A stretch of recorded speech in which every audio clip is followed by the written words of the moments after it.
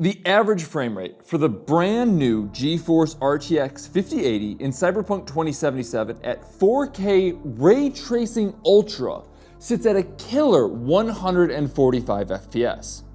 Thanks to these new cards, Cyberpunk is already looking less and less like the card-devouring behemoth it once was.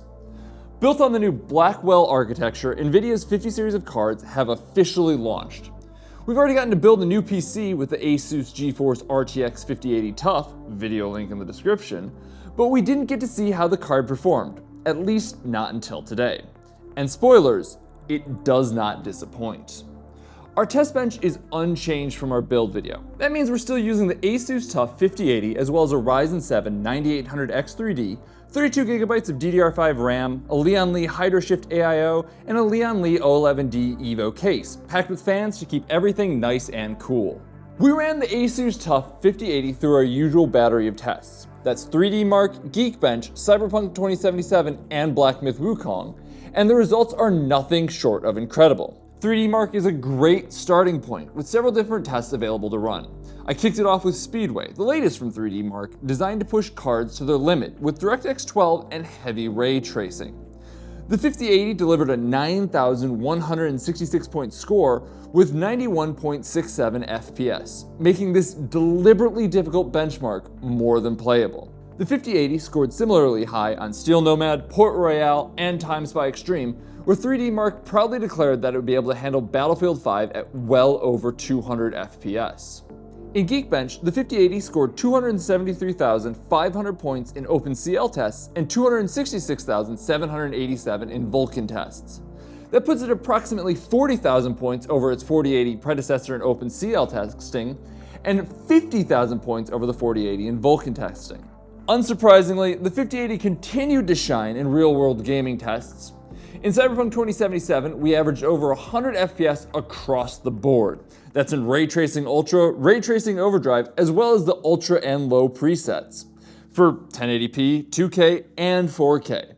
No doubt, these scores are helped along by the incredible power of NVIDIA's new DLSS 4, which generates up to 3 additional frames per traditionally rendered frame. Those extra frames do a lot to help smooth over spots that might otherwise be stuttering, creating a constant, even experience.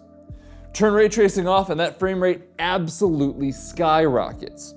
At ultra settings and with DLSS 4 on, the 5080 had an average frame rate of 408 FPS at 4K. Without frame generation or resolution scaling, that drops to a still incredibly good 72 FPS, more than enough to deliver a stable cinematic experience. Even without DLSS, the 5080 is proving itself to be a more than capable card. However, before we move on to our second game, I do want to point out the astronomical average of the 5080 at low 1080p with DLSS 4. It sat at an astounding 768 FPS, higher than any refresh rate from any monitor currently on the market. Now, in Black Myth Wukong, the 5080 is proven again. Black Myth Wukong is one of the most graphically intense games from the past year that does not, at least not yet, support DLSS 4. At 4K cinematic settings with full ray tracing on, we saw an average of 89 FPS, plenty above the recommended 60 FPS for a traditional single-player experience. As we lowered the settings, those frames continued to rise. Without ray tracing, the 5080 delivered 113 FPS at 4K, again plenty for a single-player experience. Playing at 1080p on medium, however, skyrockets the FPS to an average of 310. Whether you're gaming at 1080p, 2K, or 4K, the new GeForce RTX 5080 is a beast of a graphics card that is well worth picking up if you're looking for the latest and greatest in gaming tech. If you're picking up a 50 series card today, remember to submit your build to the build showcase over at micro.center/builds. And if you want a microcenter near you, comment down below with hashtag I want a microcenter near me.